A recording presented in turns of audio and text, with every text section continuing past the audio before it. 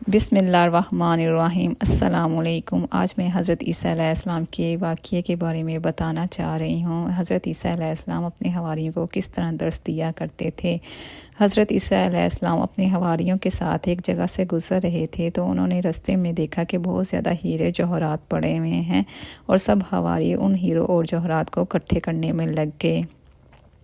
جب حضرت عیسیٰ نے دیکھا کہ سب حواری یہ ہیرے اور جوہرات اکٹھے کرنے میں لگ گئے ہیں تو حضرت عیسیٰ علیہ السلام ان کو اس طریقے سے درس دیا کرتے تھے۔ حضرت عیسیٰ علیہ السلام نے کہا، میں ایک شہر جا رہا ہوں اور ایک ہیرا لے کر آؤں گا جس کی قیمت اس سے بھی زیادہ ہوگی۔ حضرت عیسیٰ علیہ السلام ایک شہر میں چلے گئے اور ایک گھر میں گئے، وہاں ضعیف آدمی تھا تو حضرت عیسیٰ علیہ السلام نے کہا، میں مسافر ہوں۔ تو اس شخص نے کہا، میرا بیٹا گیا ہوا ہے، جب وہ آئے گا تو آپ کی خدمت کرے گا۔ حضرت عیسیٰ علیہ السلام نے اس لڑکے کو دیکھا، جب وہ گھر آیا تو بہت ہی پریشان لگ رہا تھا۔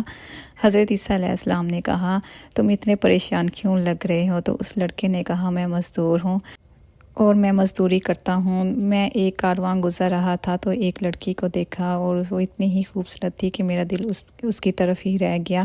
میں دوڑتا ہوا گیا اور دیکھنے گیا کہ یہ کارواں کس کا ہے تو پتہ چلا یہ ایک بادشاہ کا ہے اور وہ اس کی بیٹی ہے۔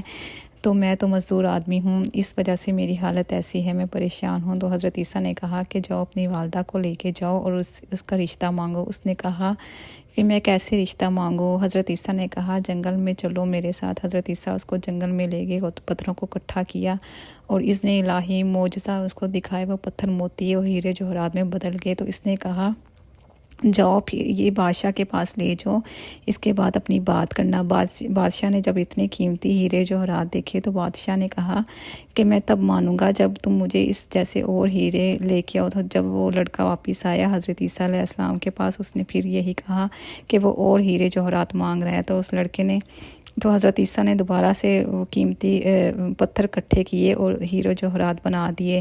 اس دفعہ اس نے دیکھا اور اس کو اپنی بیٹی کا رشتہ دے دیا۔ جب بادشاہ نے دیکھا کہ لڑکا کافی اچھا ہے تو اس نے اپنا تخت و تاج اس لڑکے کو دے دیا۔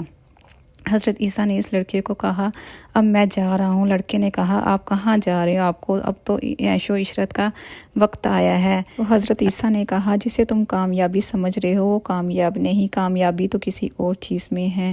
اس نے کہا، وہ کون سا راستہ ہے جس میں کامیابی ہے؟ اس نے کہا، وہ خدا کا راستہ ہے۔ جب اس لڑکے نے سنا کہ حضرت عیسیٰ اتنا کچھ کر سکتے ہیں، جو کہ پتھروں کو اکٹھا کر کے ہیرے جوہرات بنا سکتے ہیں، اس کے باوجود وہ چاہ رہے ہیں، تو وہ بھی لڑکا با معرفت تھا۔ اس نے تخت و تاج چھوڑا اور کہا، مجھے بھی اپنے ساتھ لے چلو۔